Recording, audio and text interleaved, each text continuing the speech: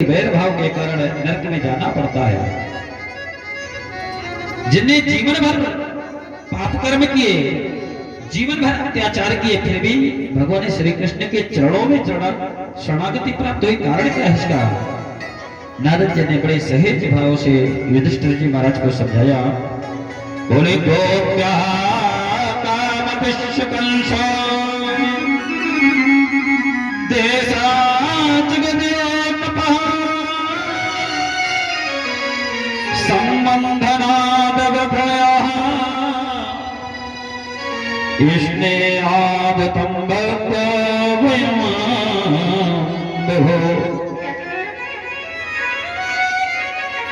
बोले हे राजा, जो भगवान को जिस भाव से भजता है, जो परमात्मा को जिस भाव से स्मरण करता है, परमात्मा भैया उसको उसी भाव से प्राप्त हो जाते हैं। बोले कैसे? बोले गोपियों ने भगवान को काम की वासना से पुकारा, कंस ने ऐसे पुकारा और शिशुपाल इत्यादि राजाओं ने दोष के कारण बुलाया। और जितने यादव हैं, संपूर्ण यदुवंशियों ने भगवान श्री कृष्ण को अपना सगा संबंधी रिश्तेदार समझा। और आप लोग भी स्नेह हैं और हम लोग भी भक्ति से भगवान को प्राप्त कर सकते हैं। और जिसकी रही भावना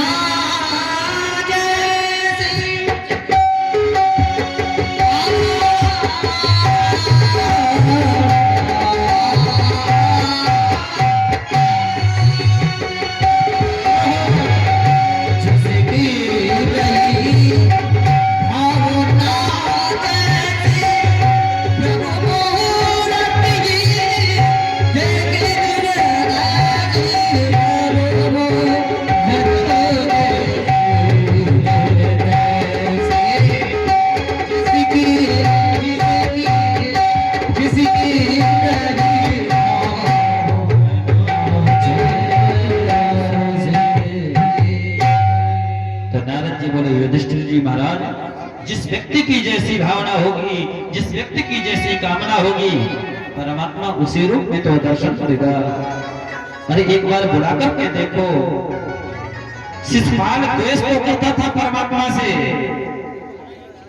लेकिन कैसे, जिस प्रकार भ्रमर द्वारा दीवाल में बनाए गए, भ्रमर नाम का कीड़ा होता है, भृंगी जिसको कहते हैं, भ्रमर नाम के कीड़े में जो दीवाल में छेद करके वो छिद्र में स्वयं को, अपने आप को बंद कर लेता है और चिंतन करने के कारण तदुप ही हो जाता है, उसी प्रकार शिशुपाल भी द्वेष करने के कारण श्री कृष्ण के रूप को प्राप्त हुआ और लीन हो गया।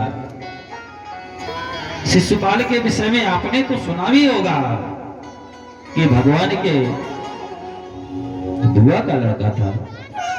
नारद जी कहने लगे, मातृस्य सेवो वैधवो दत्तवत्यस्य पांडवः पार्षद प्रवरो विष्णुर्वृत्त प्रसाद भक्त्या। बोले हे युधिष्ठिर, शिशुपाल कोई और नहीं था, तुम्हारे मौसेरे भाई शिशुपाल और दंतवक्र भगवान के मुख्य अंतर थे।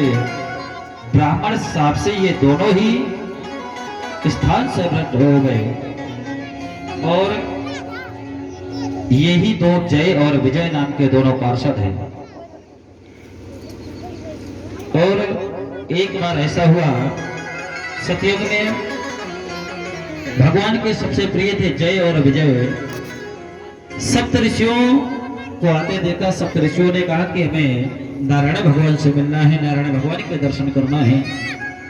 लेकिन जय और विजय नाम के दोनों पार्षदों ने रोक दिया। बोले नहीं, बिना परमात्मा की आज्ञा के आप नहीं जा सकते हैं।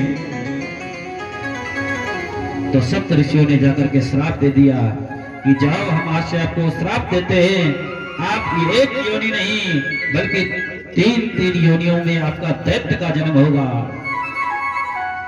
तो प्रथम योनि में इनका जन्म हुआ हिरणाक्ष और हिरण्यकश्यप,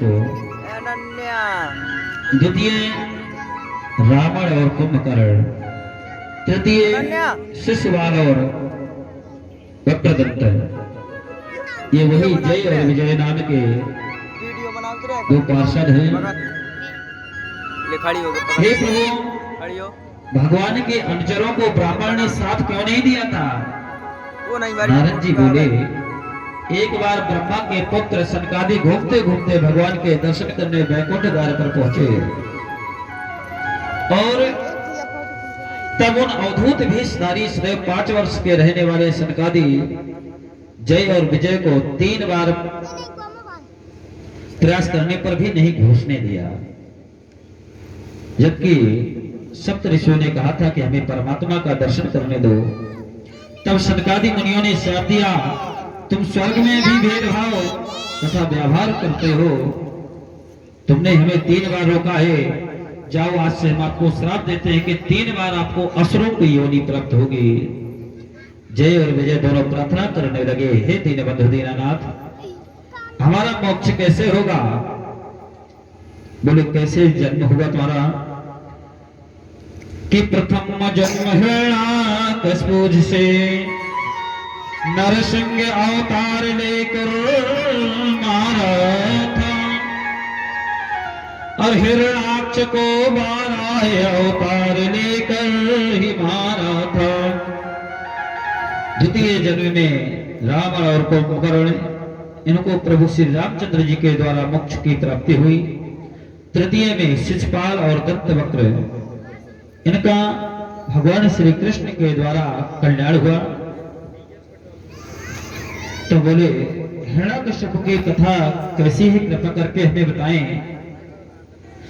जब भगवान ने हिरण्याक्ष को 12 का रूप रख करके मार दिया, तब उनकी स्त्रियां माता आदि करुण स्वर से विलाप करने लगी। तब हिरण्यकश्यप ने आकर के धैर्य बंधाया कि तुम जिसके लिए विलाप कर रही हो वह आप वापस आने वाला नहीं है, उनका तो वध नारायण भगवान ने कर दिया है। वास्तव में आत्मा नित्य निवास रहती है, निर्दोष है, सर्वव्यापक है, सर्वज्ञ शरीर की इंद्रियों में विराजमान है।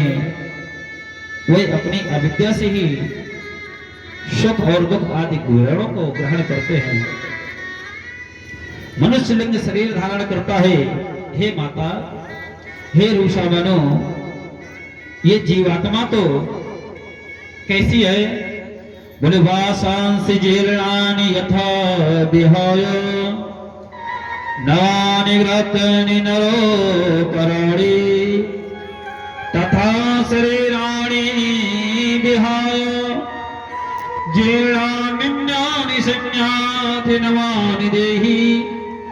ये गीता में भगवान ने कहा है, जिस प्रकार मनुष्य अपने पुराने वस्त्रों को छोड़ करके नए वस्त्रों को धारण कर लेते हैं, उसी प्रकार हे माता, ये आत्मा जो है पुराने शरीर को छोड़ करके नए शरीर को धारण कर लेती है, इसमें शोक उत्पन्न न करो। रामचरितमानस में भी बाबा गोस्वामी तुलसीदास जी ने वर्णन किया है, प्रगट सोतनु तब आगे सेवा जीव नित्य की लग तुम रोवा। हे माता रूषा मानो, इस माया के वशीभूत होकर के आप धर्म के लक्ष्य में भटक रही हैं। उसी नर देश का एक श्वेत राजा था और युद्ध में उसे शत्रुओं ने मार दिया। स्त्री और पुत्र सब बैठ करके रोने लगे। उनका रुदन देख करके यमराज छोटे छोटे बालकों का रूप धारण करके कहने लगे, हे अबलाओ, इंद्रियों के द्वारा उनके विषय को जानने वाली आत्मा तो शरीर से पृथक सचेतन है। दुखी होने वाली आत्मा को लिंग शरीर अभिमान के द्वारा छूट जाता है। आत्मा नित्य है, मुक्त है, शाश्वत है। नैनम छत्रंती सहस्त्राणी नैनम दधि पावका। जिस प्रकार हम अग्नि को जलने पर भी कोई चीज नष्ट हो जाती है, जिस तो आत्मा को कोई नष्ट नहीं कर सकता है। आत्मा को ना कोई बुझा सकता है, ना कोई काट सकता है, ना कोई मार सकता है। आत्मा तो नित्य है, मुक्त है, शाश्वत है, चिन्मय है। फिर भी आप लोग इस प्रकार का रोदन कर रही हैं, कष्ट कर रही हैं।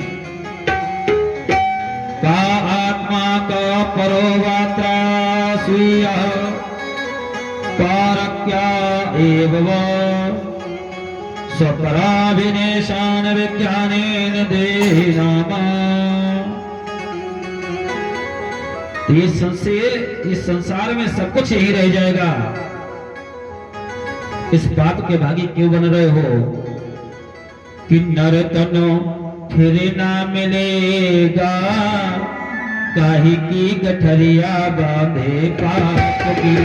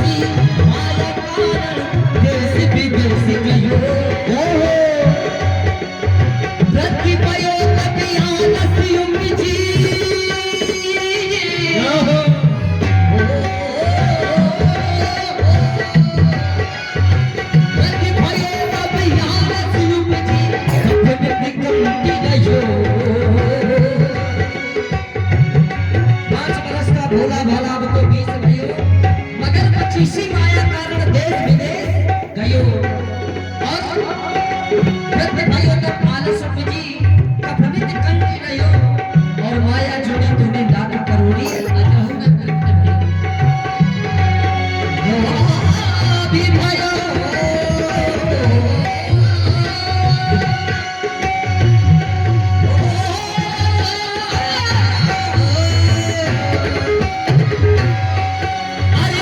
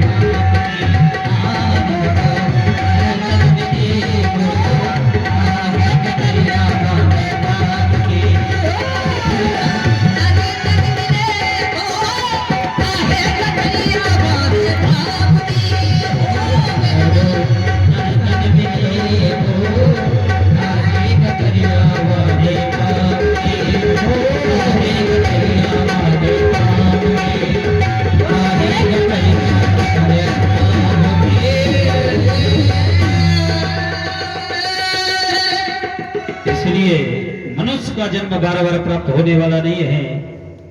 आप चिल्लाते हो ये मेरा, कोई साथ देने वाला नहीं है। जब तुम्हारी मृत्यु हो जाएगी, तुम्हारी स्त्री तुम्हारे मरघट तक भी साथ देने वाला नहीं है। घर भीतर वो घर के अंदर से ही रुदन करेगी, लेकिन फिर भी कहेगी कि मिट्टी खराब ना हो जाए, ले जाओ और शीघ्र इसको मरघट में जला दो।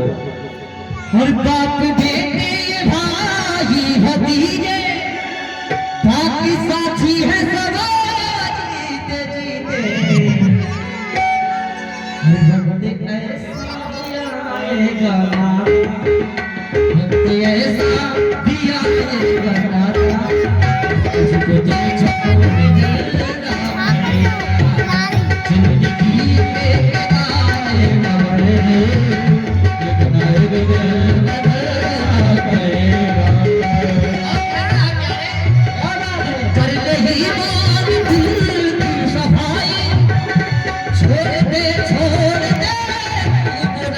दे